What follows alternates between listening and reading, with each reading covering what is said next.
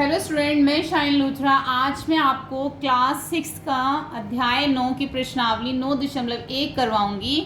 ये जो हमारा अध्याय है ये है आंकड़ों का प्रबंधन, यानी कि जितने भी आंकड़े होते हैं जिसको हम इंग्लिश में डेटा हैंडलिंग कहते हैं, तो हम उसको किस तरीके से सारे आंकड़ों को उसका प्रबंध करते हैं वो आज हम इस वीडियो में समझेंगे।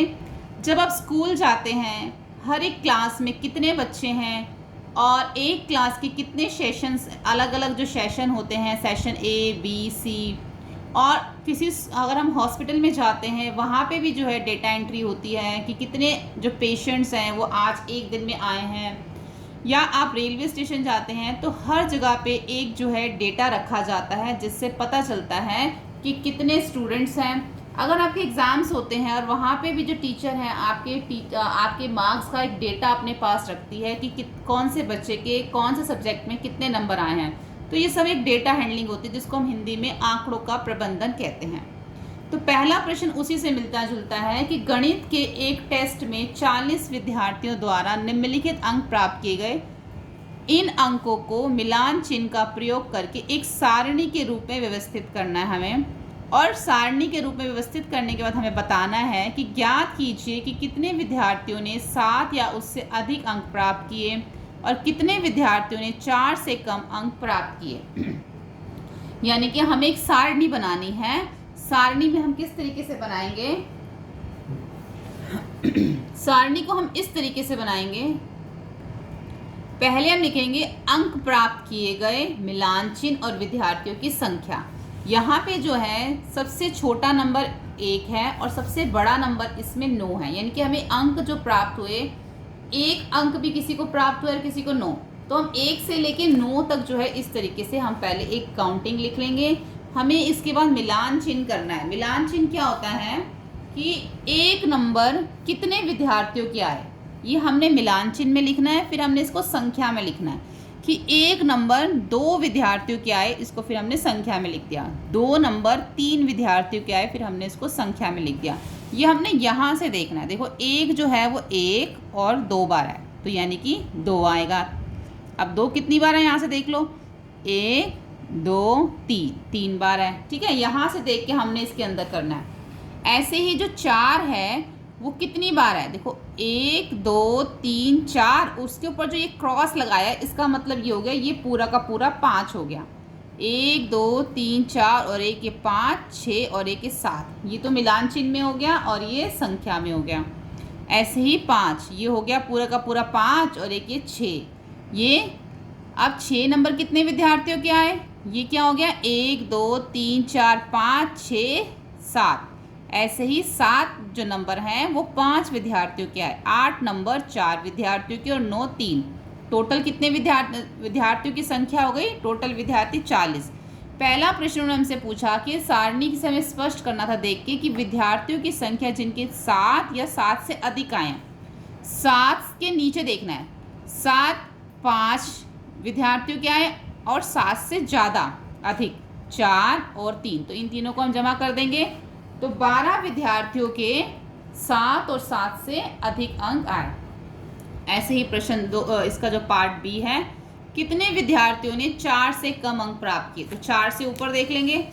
4 से ऊपर ये है 1, ये जो 4 से ऊपर है 3 2 1, तो 3 3 और 2, तो इसको हम प्लस कर देंगे। 2 + 3 + 3, तो 8 जो विद्यार्थियों के 4 से कम अंक आए। प्रश्न 2 में कक्षा 6वीं के 30 विद्यार्थियों की मिठाइयों की पसंद निम्नलिखित है। लड्डू, बर्फी, लड्डू, जलेबी, रसगुल्ला, और यहाँ पे भी हमें ऊपर भी दे रखे हैं। तो हमें बताना है ये जो क्लास 6 के 30 विद्यार्थी हैं जो इनकी पसंद है मिठाइयों की, उनकी हमें एक सारणी बनानी है। और सारणी बना के क्या बताना है कि मिठाइयों में इन नामों को मिलान चिन्हों का प्रयोग करते हुए एक सारणी में व्यवस्थित कीजिए। दूसरा ये है कि पहला तो जो प्रश्न है वो हमें सारणी में व्यवस्थित करना है। दूसरे वाले में उन्होंने हमसे ये बोला है कि कौन सी मिठाई विद्यार्थी द्वारा अधिक पसंद की गई। तो पहले तो हमने इसकी सारणी बना ली कि पसंद, मिलान चिन्ह और विद्यार्थियों की संख्या। जितनी भी मिठाइयाँ उन सबके नाम लिख लिए, लड्डू, बर्फी, जलेबी और रसगुल्ला। मिलान चिन्ह में हमने यहाँ से देख के जो है मिलान चिन्ह करना है कि जितनी बार लड्डू लिखा होगा उतना हमने उसको मिलान चिन्ह करना है। देखो यहाँ पे भी लिखा हुआ 1 2 3 इधर है, 4 5 6 7 8 9 10, 10 बार लिखा हुआ है। एक और है 11 बार है इसमें। तो ऐसे ही हम करेंगे 1 2 3 4 5 6 7 8 9 10 और 1 11, यानी कि 11 बच्चों को लड्डू पसंद है, बर्फी 3 बच्चों को, जलेबी 7 बच्चों को, रसगुल्ला 9 बच्चों को, और जो कुल बच्चे हैं वो है 30। तो जो सबसे अधिक बच्चों को क्या पसंद है? लड्डू, क्योंकि ये सबसे ज़्यादा नंबर है, सबसे ज़्यादा विद्यार्थियों द्वारा पसंद किया गया है लड्डू। ठीक है। प्रश्न 3 है, केद्रिन ने एक पासा यानी कि डाइस लिया, उसको 40 बार उछालने पर पर्याप्त संख्या को लिख लिया। उसने इस कार्य को 40 बार किया और प्रत्येक बार प्राप्त संख्या को उसने लिख लिया। यानी कि उसके पास एक डाइस है और उसने उसको 40 बार जो है उसने इस काम को उसको पासे को जो है फेंका, और कभी उसका 1 आया, कभी 3, कभी 5, कभी 6, इस तरीके से उसने 40 बार किया। हर बार उसका अलग अलग नंबर आया। तो हमें बताना है, एक सारणी बनाइए और आंकड़ों को मिलान चिन्ह का प्रयोग करके लिखिए। अब ज्ञात कीजिए। हमें ऐसी एक सारणी बनानी है और इन प्रश्नों का उत्तर देना है। देखो यहाँ पे नीचे इन्होंने इस तरीके से दे रखा है। यहाँ पे 1 से लेके 6 तक नंबर थे उसके डाइस के अंदर, और उसके बाद जो एक नंबर है वो कितनी बार आया? 1 2 3 4 5 6 7 बार। तो यानी कि 1 2 3 4 और 1 5 6 7, 7 बार उसका एक नंबर आया, 2 नंबर उसका 6 बार आया, 3 नंबर उसका 5 बार आया, और 4 नंबर उसका 4 बार आया, 5 नंबर उसका 11 बार, और 6 नंबर उसका 7 बार आया। ये हमने यहीं से देख के किया है। अब न्यूनतम बार, सबसे कम कौन सा नंबर आया? सबसे कम आया 4। तो न्यूनतम बार आने वाली संख्या 4, अधिकतम सबसे अधिकतम बार आने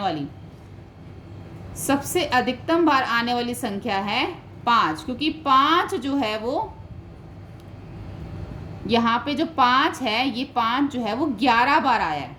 ठीक है, इसलिए सबसे अधिकतम बार क्या आया है? वो आया है 5, और सबसे न्यूनतम बार कौन सा आया है? 4। समान बार आने वाली संख्या, अब जो इसके अंदर 1 है वो भी 7 बार आया है, और जो 6 है वो भी 7 बार, तो ये समान आए हैं 1 और 6। ठीक है। निम्नलिखित चित्रलेखा 5 गाँव में ट्रैक्टरों की संख्या दर्शाता है। यानी कि इसमें जो एक ट्रैक्टर इसमें देखा, गांव ए में इतने ट्रैक्टर हैं, 1 2 3 4 5 6, बी में इतने हैं। इसको देख के हमने आंसर करना है। तो पहला है, किस गांव में ट्रैक्टरों की संख्या न्यूनतम है, मतलब कि नॉर्मल। जो गांव डी है इसमें जो है वो न्यूनतम है। ठीक है, कितने हैं गांव डी में? 3 है। उसके बाद दूसरा प्रश्न है, किस गांव में ट्रैक्टरों की संख्या अधिकतम है? सबसे अधिकतम किस में है?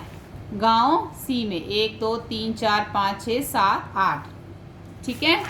उसके बाद गांव सी में और गांव बी में कितने ट्रैक्टर अधिक हैं? सी और बी का बताना है। गांव सी में देख लो पहले और गांव बी में देख लो। इसमें है 1 2 3 4 5 6 7 8, और इसमें 1 2 3 4 5। तो यानी कि गांव सी में 3 ट्रैक्टर अधिक हैं। और उसके बाद है, 5 गांव के कुल मिलाकर कितने ट्रैक्टर हैं? तो हमने ये जो 5 गांव है ना, इन सबको प्लस कर लेना है। इसमें कितने हैं? 1 2 3 4 5 6, इसमें है 5, इसमें है 8, इसमें है 3, और इसमें है 1 2 3 4 5 6। इन सबको प्लस कर लेंगे तो हमारा आंसर आ जाएगा कुल मिलाकर 28 ट्रैक्टर हैं। ठीक है। अब हमने ये देखना है प्रश्न 5, एक सह शिक्षा माध्यमिका विद्यालय की प्रत्येक कक्षा में लड़कियों की जो संख्या है वो निम्न चित्रलेखा में दर्शाती है। यानी कि एक लड़की जो यहाँ पे आपको दिख रही है ना, इसका मतलब एक में 4 लड़कियाँ हैं। ठीक है, यहाँ पे उन्होंने दे रखा है, एक लड़की का मतलब है 4 लड़कियाँ। 4 4 हो गई, ये 4 4 4 4 और 4, तो कितना हो गया? 1 2 3 4 5 6, यानी कि ये कितनी लड़कियाँ हैं? 24 लड़कियाँ हैं। ठीक है, ऐसी सब में है। अब हमें बताना है कि किस कक्षा की लड़कियों की संख्या न्यूनतम है, जो कम है। देखो यहाँ पे आपको देख के पता चल रहा है ना, ये सबसे कम है। तो 7th क्लास की जो लड़कियों की संख्या है वो कम है, यानी कि 1 4 है और एक आधा दे रखा है, यानी कि 4 का आधा 2, यानी कि ये 6 लड़कियाँ हैं सिर्फ। क्या कक्षा 6वीं की लड़कियों की संख्या 5वीं की लड़कियों की संख्या से कम है? अब ये 6वीं की संख्या है और ये 5वीं की, सॉरी ये 6वीं की है और ये 5वीं की। तो जो क्लास 6th की लड़कियों की संख्या क्लास 5th की लड़कियों की संख्या से कम है? नहीं, ये तो ज़्यादा है, इसलिए इसका आंसर नहीं है। क्या क्लास 7 में कितनी लड़कियां हैं? तो क्लास 7 में कितनी लड़कियां हैं? यहाँ पर है 1 2 3, तो एक लड़की में कितनी है? 4, तो 4 × 3 कितना हो जाएगा? 12, यानी कि क्लास 7 में 12 लड़कियां हैं। ठीक है, इस वीडियो में हम क्वेश्चन 5 तक करेंगे। नेक्स्ट वीडियो में हम इसके क्वेश्चन 6 7 करेंगे। Thank you.